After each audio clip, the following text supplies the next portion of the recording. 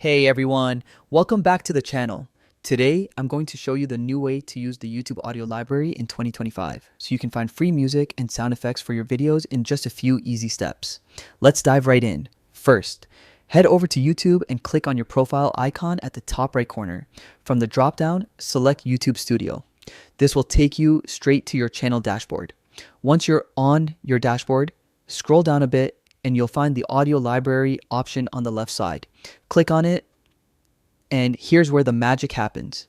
In the audio library, you'll see a huge collection of music and sound effects that are completely free to use. You can search for tracks by title, genre, or artist. For example, if you select a genre like ambient, it will show all the tracks that fit that style. You can even preview the music directly from the library before downloading. Once you've found the perfect track, simply click the download button. After it's downloaded, open your video editing software and drag the music directly into your video project. And just like that, your video now has high quality, royalty-free music.